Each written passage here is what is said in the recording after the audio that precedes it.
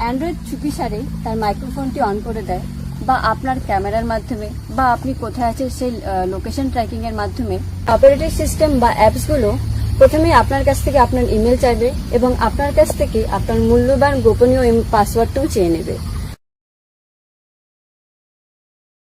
Hello বন্ধুরা, কেমন আছো তোমরা সবাই? আশা করছি খুব খুব ভালো আছো, আমিও ভালো আছি।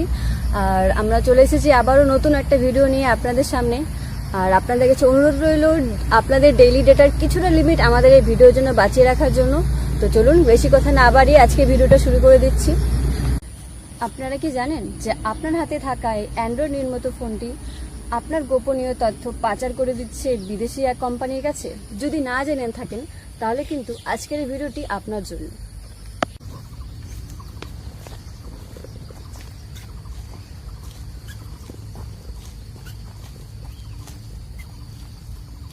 আপনি সাধারণত কার কার সাথে যোগাযোগ রাখেন?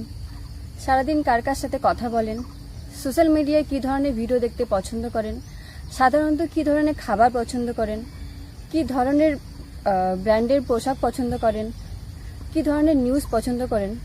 এবং এই সব কিছুই কিন্তু সেই বিদেশি কোম্পানিগুলো সারাক্ষণ খবর রাখছে।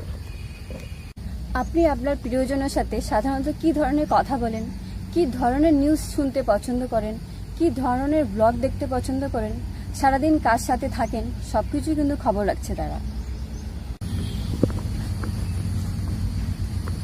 এই অপারেটিং সিস্টেম বা অ্যাপসগুলো প্রথমেই আপনার কাছ থেকে আপনার ইমেল চাইবে এবং আপনার কাছ থেকে আপনার মূল্যবান গোপনীয় পাসওয়ার্ডটাও চেয়ে নেবে, যা কিনা আপনার bank account, social media account এবং আপনার আধার, প্যান এবং শেয়ার ট্রেডিংয়ের সাথে সংযুক্ত। আজকের দিনে যে কোম্পানি বা যে দেশের কাছে তথ্য ভাণ্ডার যত বেশি, সেই কোম্পানি বা সেই দেশ ঠিক ততটাই শক্তিশালী। এমনকি মানুষের ব্যবসা বাণিজ্য থেকে শুরু করে রাজনীতি সবই চলছে এই বিপুল তথ্য ভাণ্ডারের সমন্বয়ে। আজকে আমাদের এই স্মার্টফোনের বহুমুখী সুবিধাই আমাদের মূল তথ্য ভাণ্ডার পাচারের কারণ হয়ে দাঁড়িয়েছে। আজকে শুধু ইন্ডিয়াই নয়, পৃথিবীর আরও বহু দেশে স্মার্টফোন ব্যবহৃত হচ্ছে। আর স্মার্টফোনের বিভিন্ন সুযোগ সুবিধা আমরা কার্যত ব্যবহার করতে বাধ্য হচ্ছি, অথবা আমাদেরকে দিয়ে ছলে বলে কৌশলে ব্যবহার করে নেওয়া হচ্ছে। আর ঠিক এইভাবেই আমাদের মূল তথ্য ভাণ্ডার পাচার হয়ে যাচ্ছে বিদেশি সরকারি দ্বারা রেজিস্টার্ড কোম্পানিগুলোর কাছে।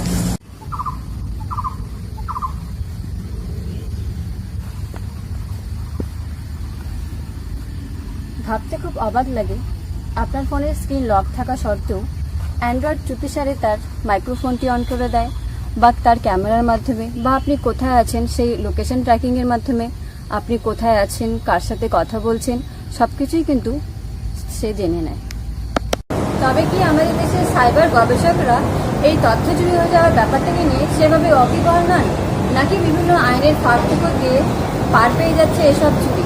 আর এই তথ্য ভাণ্ডারের সমন্বয়ে আমাদের দেশের মানুষের ভবিষ্যৎ, দেশের ভবিষ্যৎ, অর্থনীতি, শিক্ষা, স্বাস্থ্য, রাজনীতি, এমনকি ব্যবসা বাণিজ্য থেকে শুরু করে সামাজিক পরিকাঠামো সবই চলছে এই বিপুল তথ্য ভাণ্ডারের সমন্বয়ে। তবে খুশির খবর, ভারতবর্ষের আইআইটিতে অ্যান্ড্রয়েড বা iOS এর মতো ভারত ওএস নামে একটি অপারেটিং সিস্টেম চালু হতে চলেছে, যা কিনা আগামীতে আমাদের সবার ফোনে ভারত ওএস নামে থাকবে। আর ঠিক তারপরেই আমরা এই বিপুল তথ্য ভাণ্ডার চুরি হওয়ার হাত থেকে পাবো মুক্তি। আমরা কি পারি না আমাদের মানুষের এই বিপুল তথ্য ভাণ্ডার আমাদের নিজেদের দেশের মানুষের জন্য কোনো ভালো কাজে লাগাতে?